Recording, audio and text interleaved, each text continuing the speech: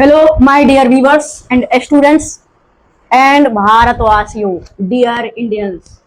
आज इस वीडियो में हम अपने देश भारत तक पहुंचने वाले मार्ग, भारत के अगल बगल के देश एवं आज जो दुनिया की सबसे बड़ी महाशक्ति बन के घूम रही है अमेरिका, इन सभी तक पहुंचने वाले मार्गों के खोज के बारे में पढ़ेंगे। देखिए, आप सभी को पहले वीडियो में ही बता दिया गया था कि पृथ्वी गोल है, पूर्ण रूपेण गोल तो नहीं है लेकिन लगभग गोलाकार है। देखिए दोस्तों, बहुत सारे लोग ऐसे हैं जो आज से सैकड़ों हजारों वर्ष पूर्व भ्रम में जीते थे, अंधविश्वास में, गलत चीजों पर विश्वास करते थे। वे गलत चीजें क्या है, इस चीज के बारे में हम लोग आज इस टॉपिक में चर्चा करेंगे और फिर पढ़ेंगे भारत का खोज कैसे हुआ, अमेरिका का खोज कैसे हुआ, ऑस्ट्रेलिया का खोज किसने किया और इसी तरीके से अन्य बहुत सारे टॉपिक। चलिए शुरू करते हैं। देखिए, ये है वर्ल्ड मैप। ये क्या है दोस्तों? World map. यहाँ जो है आपको नजर आ रहा होगा, ये है उत्तरी अमेरिका। कौन सा महादेश है? उत्तरी अमेरिका। जहाँ दुनिया का दादा बन के घूम रहा है अमेरिका, वो इसी महादेश में है। यहाँ पे जो दिख रहा है रेड रेड, ये है ये है संयुक्त राज्य अमेरिका। और यह टोटल महादेश की बात करते हैं तो ये क्या है? अमेरिका, उत्तरी अमेरिका। क्या है बच्चों? उत्तरी अमेरिका। इसके नीचे आप चूंकि याद होगा, बताए थे मैप में, नीचे कौन सी दिशा होती है? उत्तर दिशा होती है। तो ये नीचे जो है, ये है उत्तरी अमेरिका। ये कौन सा महादेश है? उत्तरी अमेरिका। इसके अलावा इधर कहते हैं ना, देखने में छोटा लगे घाव करे गंभीर, या छोटा पैकेट बड़ा धमाका, वही है ये यूरोप। यही है जो पूरे दुनिया तक पहुंचने वाले मार्ग का खोज किया था दोस्तों। तो ये है यूरोप। ये कौन सा महादेश है? यूरोप। यहाँ सबसे गरीब महादेश, जहाँ के लोगों का जीवन स्तर अभी भी बहुत निम्न है, अफ्रीका। जहाँ आज भी जंगल है, जहाँ आज भी लोग आदिवासी रूप में बहुत बड़े क्षेत्र में रह रहे हैं, जहाँ बहुत अधिक लोगों का विकास हो नहीं पाया। और ये है हमारा महादेश एशिया, जिसमें सबसे दक्षिण में पड़ रहा है हमारा देश भारत। आखिर भारत तक पहुंचने वाले मार्ग का खोज हुआ कैसे, इस चीज के बारे में आज के वीडियो में विशेष रूप से हम पढ़ेंगे। और यहाँ एक महादेश फेंकाया हुआ है, 5 गो वर्ल्ड कप का विजेता है। कौन है बताओ तो? ऑस्ट्रेलिया है। कौन है? ऑस्ट्रेलिया। पीला जर्सी वाला देखे होंगे मैच में, तो ये है ऑस्ट्रेलिया। और एक और महादेश है जो इसमें नहीं दिख रहा है, वो एकदम दक्षिण में है, ध्रुव के निकट है। ध्रुव याद करो, पढ़ाए थे।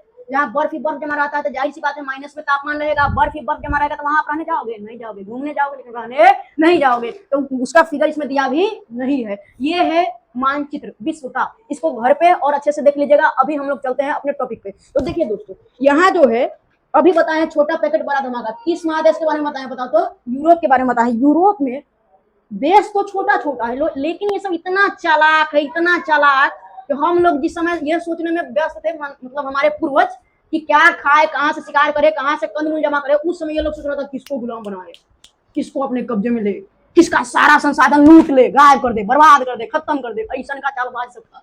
आज भी चालबाजी कर रहा है, लेकिन पहले कुछ ज्यादा ही कर रहा था, क्योंकि यहाँ के लोगों में बौद्धिक विकास हम लोगों से कई ज्यादा पहले हुआ था। ठीक है, तो देखिए दोस्तों, इसमें एक देश पड़ता है पुर्तगाल, जहां के थे बार्थोलोमियो डियाज। अब आपके मन में आया था वास्को डी गामा, नहीं, उसके बारे में बाद में पढ़ेंगे। अभी है बार्थोलोमियो डियाज, जिन्होंने समुद्री यात्रा के क्रम में उत्तमाशा अंतरिक्ष का पता लगाया था। उत्तमाशा अंतरिक्ष क्या है? तो ये देखिए, सबसे गरीब महादेश किसको बताए हैं? अफ्रीका को। अफ्रीका महादेश में सबसे दक्षिण में पड़ता है साउथ अफ्रीका, और साउथ अफ्रीका का दक्षिणतम बिंदु है उत्तमाशा अंतरिक्ष। कहने का मतलब, यदि आप जहाज से आते हैं तो यहीं से आपको टर्न करना है, मुड़ना है। आप नहीं मुड़े तो चले जाइएगा अंटार्कटिका पे, जाइए पेंगुइन के साथ खेलते रहिए लूडो छक्का। ठीक है, तो यहाँ पे जो है कौन है? उत्तमाशा अंतरिक्ष है। तो देखिए दोस्तों, उत्तमाशा अंतरिक्ष का खोज किसने किया था पूछता है तो बोलोगे बार्थोलोमियो डियाज ने। किसने किया था? बार्थोलोमियो डियाज ने। बार्थोलोमियो डियाज थे कहाँ के? वो थे पुर्तगाल के। कहाँ के थे? पुर्तगाल के। खोज कब किया था? तो 1488 ईस्वी में। कब खोज किया था? 1488 ईस्वी में। अब कहिएगा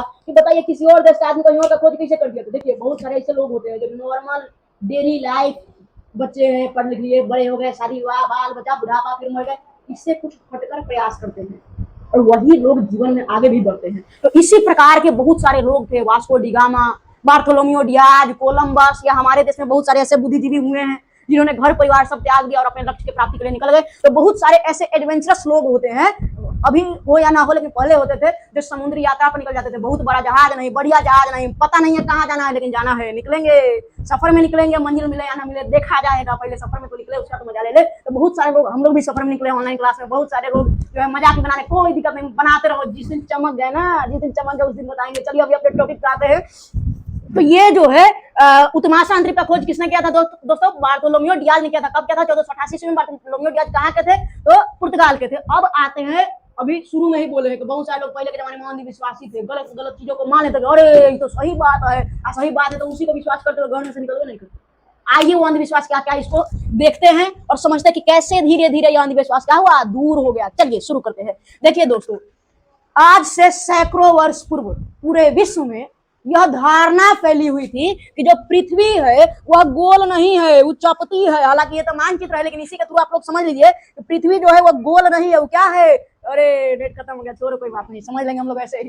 पृथ्वी जो है चपटी है। कैसी है, रख देगा। पृथ्वी जो है चपटी है, ठीक है। और इसीलिए लोगों को लगता था कि अगर समुद्र में गए, समुद्र का पानी एक अवय खत्म, आज खत्म तो खाई में गिर जाएंगे, कहानी खत्म। मतलब लोगों को डर लगता था समुद्र में निकलने से, निकलेंगे कहीं। यहाँ देखिए, लोगों को क्या लगता था कि पृथ्वी चपटी। ऐसा क्यों लगता था दोस्तों, बता दूं। आप जाइएगा कहीं पे, एक बहुत बड़ा फील्ड होगा, खेत होगा, वहां जाइएगा और एक बार ऐसे चारों तरफ घूम लीजिएगा, आपको लगेगा आसमान और धरती मिला हुआ है।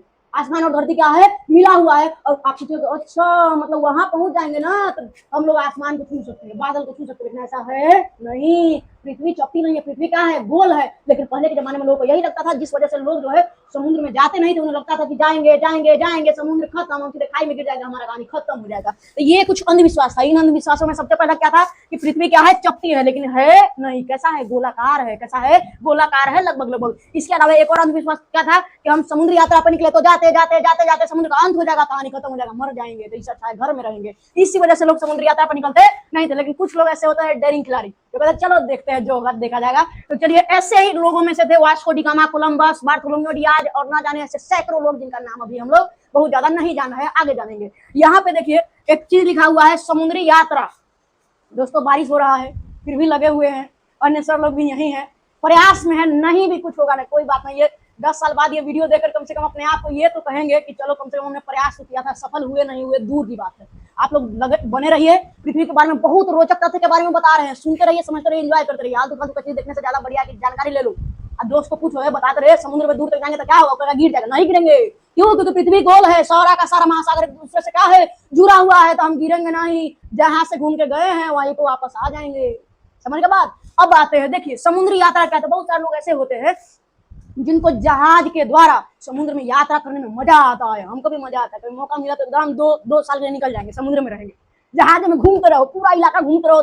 क्योंकि होता क्या है दोस्तों कि जितना भी देश है ना, वो कहीं ना कहीं किसी न किसी महासागर, सब तो नहीं लेकिन बहुत सारे ऐसा देश है जो महासागर से जुड़ा हुआ है। तो अब घूमने के क्रम में बहुत सारा बीच में देश भी पड़ जाएगा, और जब देश पड़ जाएगा तो वहां भी आप जाकर भ्रमण कर सकते हैं, मजा आएगा। जैसे यहाँ देखिए, पूरा जो ब्लू ब्लू दिख रहा है क्या है, ये महासागर है। क्या है, महासागर है, समुद्र है। तो समुद्र में बड़ा सा जहाज चलाएंगे, अब बगल में मिल जाएगा कौन देश, कौन कौन देश, इटली, जर्मनी, फ्रांस, रूस, चीन, वहां रुक करके एंजॉय करेंगे, घूमेंगे, फिर आ जाएंगे। तो बहुत सारे लोग ऐसे थे। अब देखिए, पहले के जमाने में तो एरोप्लेन चलता नहीं था, नहीं चलता था, बहुत बाद में आया था एरोप्लेन। तो पहले के जमाने में लोग जहाजे के द्वारा जो है समुद्र में उतरते थे और अलग अलग देशों में जाते थे। लेकिन शुरू में क्या धारणा था, याद करो दोबारा नहीं बताएंगे, याद करो अपने से। तो यहाँ समुद्री यात्रा का मतलब हुआ कि शुरुआती में छोटे मोटे नाव के जरिए जो है लोग इधर से उधर आवागमन करते थे, जाते आते थे। और जाने आने के क्रम में कोई स्थलीय भाग दिख गया तो अब पहले का लोग हमारे जैसे स्वार्थी नहीं होता था। पहले का लोग घूमता था, घूमने के क्रम में क्या करता था जानते हो, कहीं पे जगह मिल गया रुकने का, ठहर गया, खा पी लिया, घूम लिया, वहां के बारे में कुछ लिख लिया और उसके बाद फिर से निकल गया भ्रमण करने के लिए। तो यहाँ जो है समुद्री यात्रा जो है भौगोलिक खोज में कहीं ना कहीं बहुत महत्वपूर्ण भूमिका निभाया है।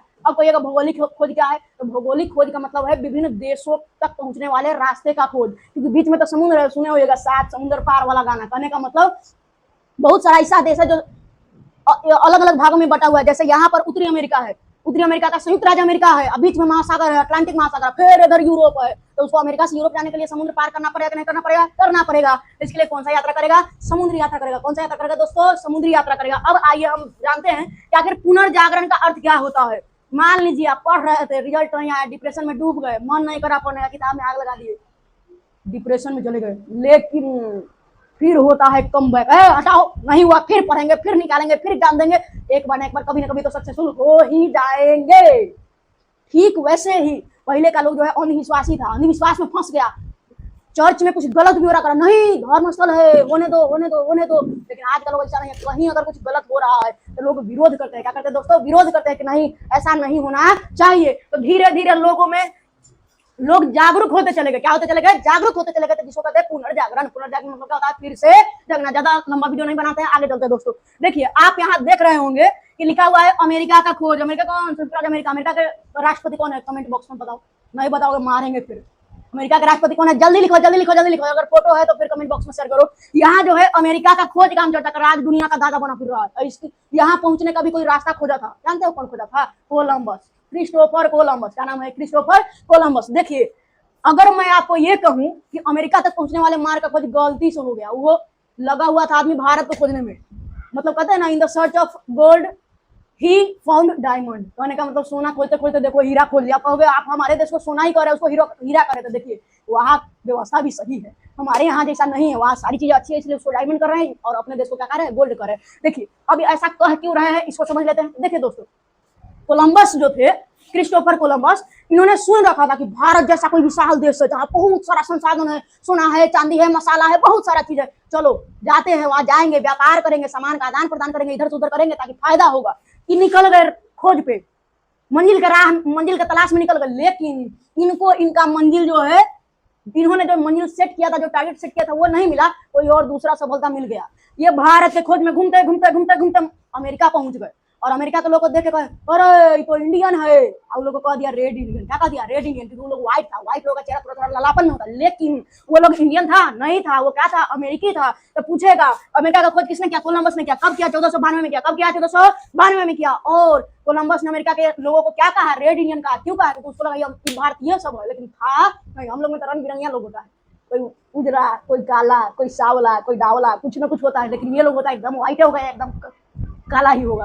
कहने का मतलब यहाँ अमेरिका का खोज हो चुका है। अब बढ़ते हैं आगे। देखिए दोस्तों, थोड़ा सा पानी पी लेते हैं। देखिए, अमेरिका को पहली दुनिया भी कहा जाता है। क्यों कहा जाता है? क्योंकि जब यूरोप वासियों ने अमेरिका का पता लगाया तो उन्होंने देखा कि वाह, इतना विशाल देश है, यहाँ भी संसाधन भरपूर है, तो चलो इसका एक नाम ही दे देते हैं। और इसका नाम दे दिया पहली दुनिया। तो पूछेगा, पहली दुनिया के नाम से किस देश को जाना जाता है? दोस्तों, अमेरिका को जाना जाता है। इसके अलावा अमेरिका जो है सन 1776 में आजाद हुआ, जो कि हम लोग पढ़ेंगे आगे अमेरिकी स्वतंत्रता संग्राम में। इसके अलावा जो है एक अच्छा पॉइंट है कि ऑस्ट्रेलिया का खोज किसने किया था? कैप्टन कुक ने किया था। किसने किया था? कैप्टन कुक ने किया था। आगे बढ़ते हैं, अब आते हैं हम अपने देश के खोज पे, भारत के खोज पे। हालांकि भारत तक खोज करना किसी का बस का बात नहीं है। भारत का ने खोज किया था। किसका किया था? भारत तक पहुंचने वाले मार्ग का खोज किया था, रास्ता का। कभी का? रास्ता का। कहने का मतलब है कि वास्को डी गामा जो चले थे पुर्तगाल से। कहां से चले थे बच्चों? पुर्तगाल से।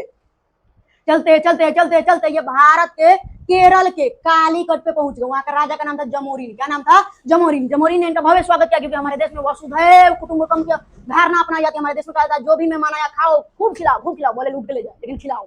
तो यहाँ पे जो है वास्को डी गामा सबसे पहले कहाँ पहुंचे दोस्तों? केरल में पहुंचे। केरल के तट का नाम क्या था? कालीकट। वहां के राजा का नाम क्या था? जमोरिन। उन्होंने भव्य स्वागत किया। कब पहुंचे? तो 14, देखिए कहीं कहीं पे 17 मई का रहेगा, कहीं कहीं पे 20 मई रहेगा, इसमें कोई समस्या नहीं है। आप याद रखिएगा, सन 1498 ईस्वी में। और बताइए वास्को डी गामा भारत आए क्यों?